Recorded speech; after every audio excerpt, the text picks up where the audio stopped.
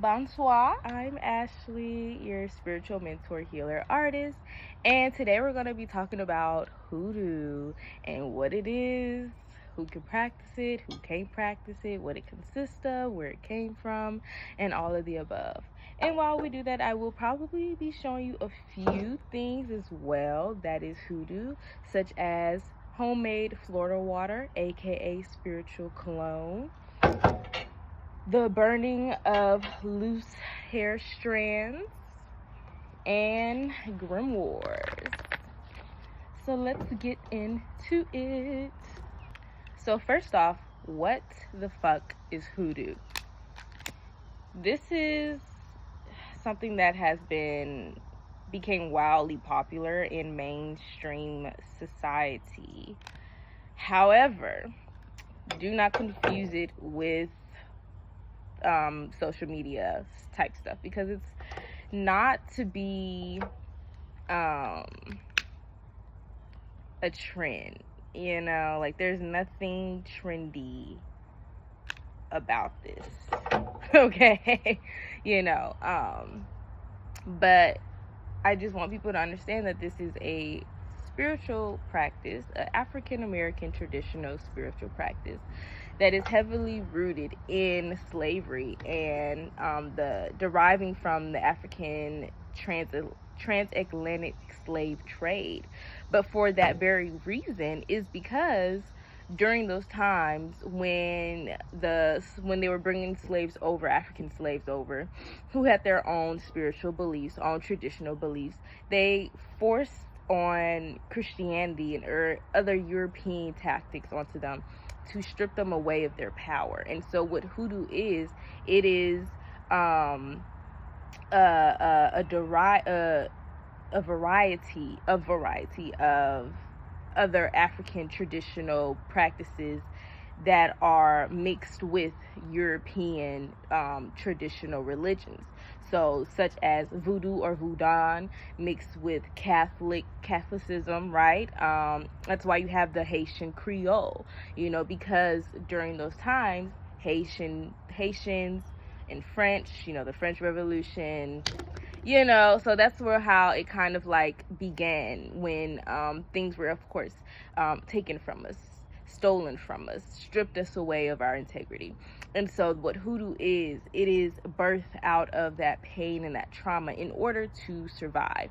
So hoodoo and voodoo, however, are two different things, because voodoo is an African traditional religion and it has its own variations and its own practices and rules and laws to go with it, such as Ifa or Lukumi, right? And then there's diasporas that use ATRs as well, such as Santeria and other spiritual practices that are in like Brazil, Cuba, Puerto Rico, you know what I'm saying? So that is the diaspora. But hoodoo in itself is African American. It is Black America. It is not African.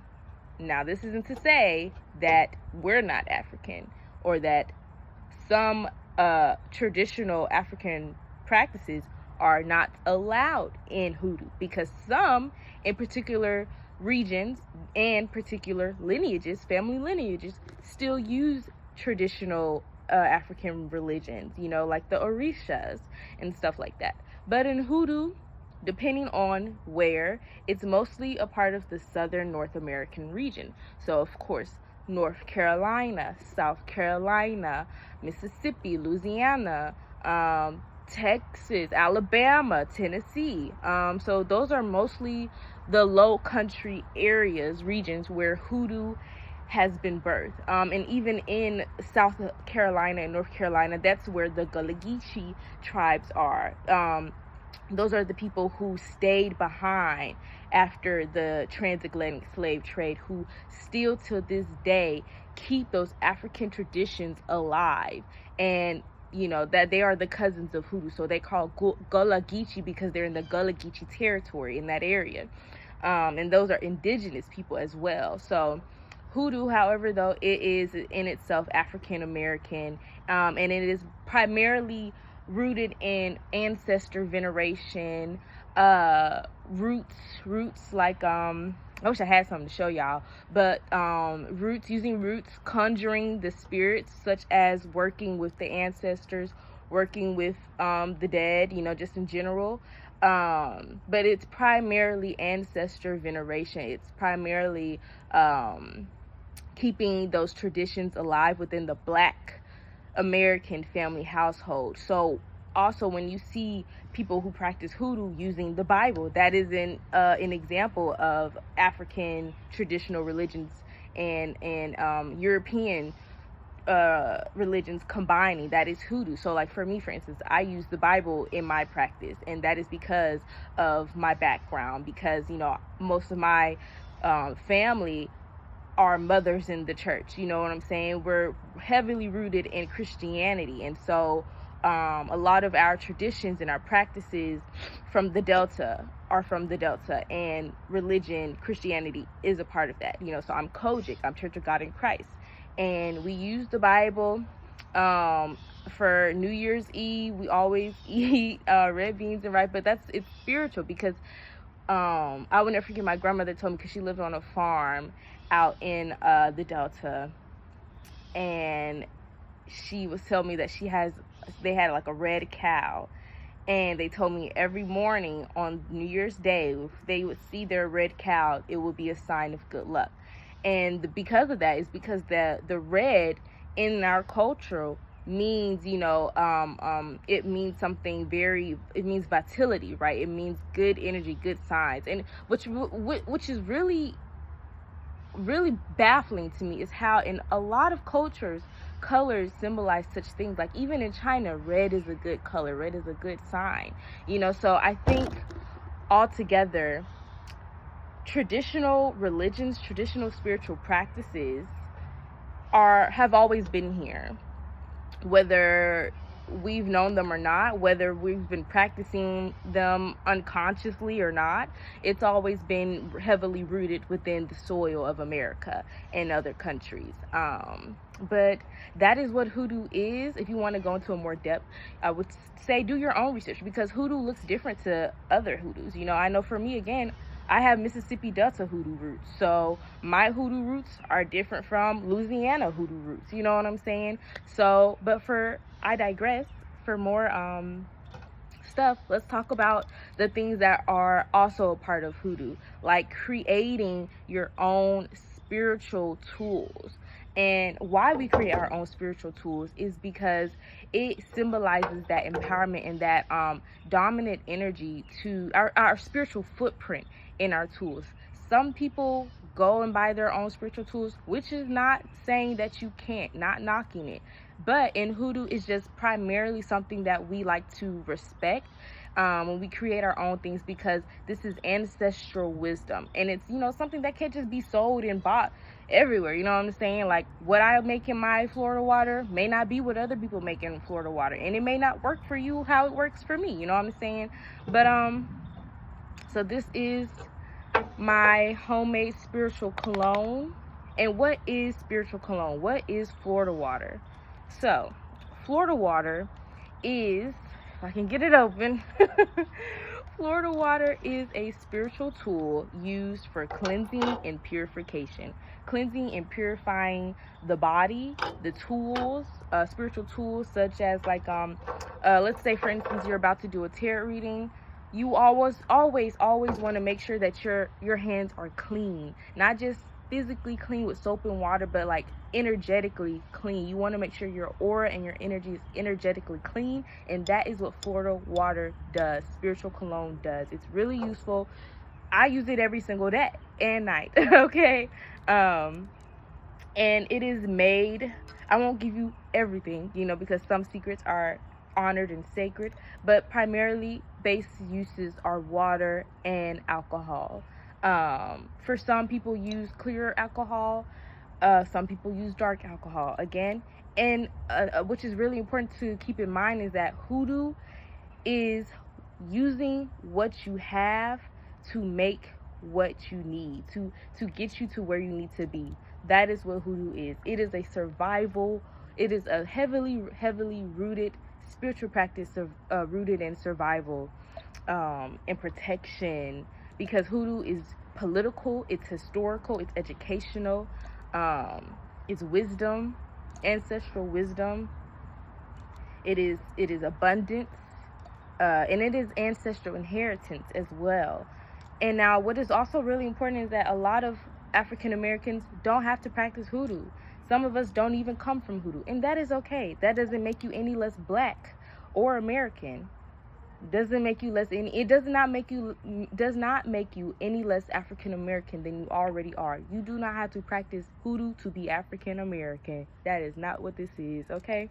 And speaking of hoodoo and African Americans, it is a closed practice for African Americans. Anyone who is white, Hispanic, Asian, it don't matter. If you are not black, hoodoo will not work for you, simply because of its origins. Because our ancestors who were slaves, who were enslaved forcibly, okay, had to use these tactics. If your ancestors didn't use these tactics, then it's not for you. That's as simple as it gets. I just don't understand. However, that is why hoodoo is a closed practice, because it was derived from our enslaved ancestors who had to use such means to survive through the oppression and abuse and neglect and horrific events that was going on.